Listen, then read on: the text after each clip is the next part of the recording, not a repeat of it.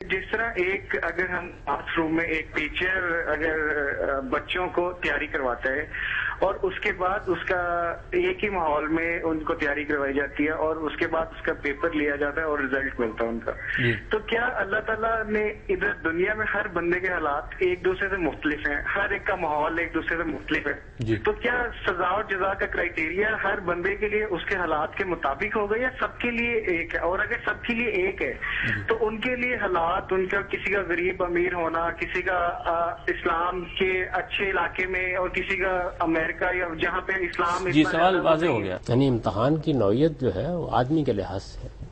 ایک آدمی کو جتنا علم ملا ہے، جیسا ماحول ملا ہے، جو حالات میسر ہیں، ان کے لحاظ سے اس کا امتحان ہو رہا ہے، بالکل انصاف کے ساتھ ہو رہا ہے. یعنی اگر تمام انسانوں کو یکساں حالات میسر کر دیے جاتے اور ایک ہی نوعیت کا امتحان ہر ایک کے لیے برپا ہوتا ہے، دنیا 2 دن بھی نہیں چل سکتی. اور سب انسان بھی پھر ایک جیسے ہوتے پھر سارے انسان بھی ایک جیسے ہوتے ہیں. تو یہ تو انسانوں کی اس پوری دنیا کا سارا تنوع، سارا حسن، ساری ندرت ختم ہو جاتی. پھر اس کے بعد تو جیسے باٹا جوتے بنا دیتا ہے ویسے انسان پیدا ہوتے ہیں.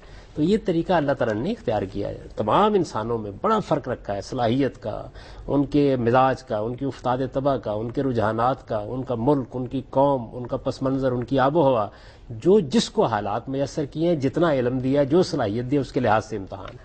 اور اس میں تو ایک بات یہ بھی نکلتی ہے کہ پھر ہم عام طور سے جو حکم لگا دیتے ہیں کسی کے بارے میں، یہ بالکل نہیں کرنا چاہیے، اس لیے کہ اس کے کیا حالات معاملات. یہ تو ہمیں کوئی حق نہیں ہے جی. ہم لوگوں کی جنت جہنم کے فیصلے کرنے کے لیے یہاں بیٹھے ہیں. یہ فیصلے اللہ نے کرنے ہیں. ہمارا کام تو یہ ہے کہ ہم سب کو دین کی دعوت دیں. مسلمانوں کو موجودہ زمانے میں زیادہ شوق یہ ہے کہ وہ یہ بتائیں کہ کون اللہ تعالیٰ کے جہنم میں جائے گا.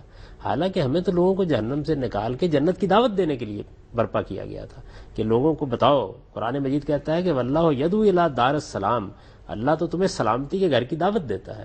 تو ہمیں لوگوں کو ایمان کی طرف بلانا چاہیے اور جتنا دین، جتنا خیر، جتنا اپنے دین کا کوئی شعور ان کے اندر موجود ہے اس کی قدر کرنی چاہیے اور وہاں سے ان کو دعوت دینی چاہیے کہ آؤ کچھ حقائق اور بھی ہیں، ان پر بھی غور کر لو.